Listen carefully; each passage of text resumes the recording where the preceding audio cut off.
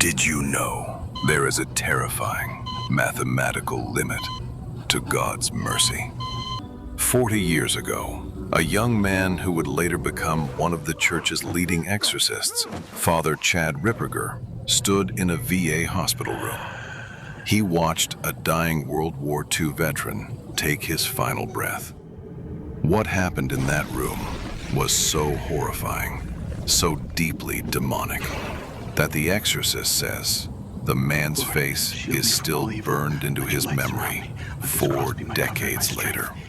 I will tell you exactly what that veteran did in his final seconds. But first, you need to understand the dangerous lie you've been sold about how you're actually going to die. Modern society tells you a comforting lie. They say passing away is a peaceful drifting into the light, that no matter how wickedly you lived, God will simply flood your room with peace, and you will coast easily into heaven. But men who fight the demonic realm know the truth. Father Ripperger reveals a forgotten doctrine taught by the great Saint Alphonsus Liguori.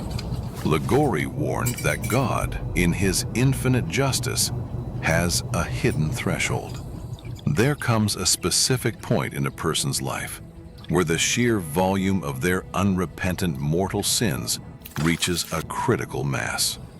And when that line is crossed, God actively retracts his grace. He will not force his mercy upon a soul that has spent a lifetime spitting in his face. Exorcists also speak of a lost ancient devotion, the devotion to the manner of death. It reveals that God has actually permitted the exact way you will die, designed specifically as your ultimate spiritual test. Millions live in fornication, chase fleshly pleasures, and say to themselves, "I'm a good guy. God knows my heart." That is a demonic trap. Father Ripperger warns that when the silver cord is severed, you do not leave empty-handed. You take exactly 4 things with you to the judgment seat. Number 1, the state of grace. You are either in it or you are outside of it. There is no middle ground. Number 2, your vices. This is what terrifies exorcists. You drag the chains of your anger, your lust, and your greed with you. Number 3, your spiritual defects, the stubborn flaws you refuse to work on in this life. And number 4, the merits of your good actions. Every prayer, every sacrifice, every time you defended your family and your faith. As the book of Ecclesiastes gives us a brutal reality check. The way the tree bends is the exact way it falls. How you live is exactly how you will die. Which brings us back to that VA hospital 40 years ago. As the shadows gathered in the room, the dying veteran was not praying. With his final agonizing breaths, unseen entities swarmed his mind. Instead of crying out for mercy, he raised his fist to the ceiling. He cursed God. He blasphemed the name of Jesus Christ with his absolute last breath. His face contorted in demonic rage as his soul was dragged into the abyss. He died exactly as he lived. But contrast that nightmare with the ultimate mercy of God. Father Ripperger tells the story of an academic dean's wife, a deeply holy woman named Penny. Literally 1 minute before she flatlined, a priest stood over her. He asked her, "Are you sorry for all the sins of your past life?" With her final breath, she whispered. Absolutely. The priest gave her absolution, and she coasted perfectly into the arms of the Father. But you do not get that grace by accident. When Father Ripperger's own brother was in a fatal car accident at age 20, he lay in a coma. But because his mother had faithfully dragged her children to First Friday Masses years prior, heaven moved mountains.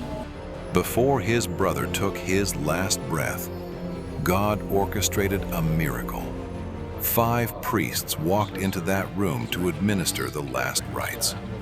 When his second brother died, a miraculous fluke of geography placed his sister at the hospital, just in time to secure a priest exactly 15 minutes before his death, plucked from the jaws of the enemy. That is the impenetrable fortress of a prepared life.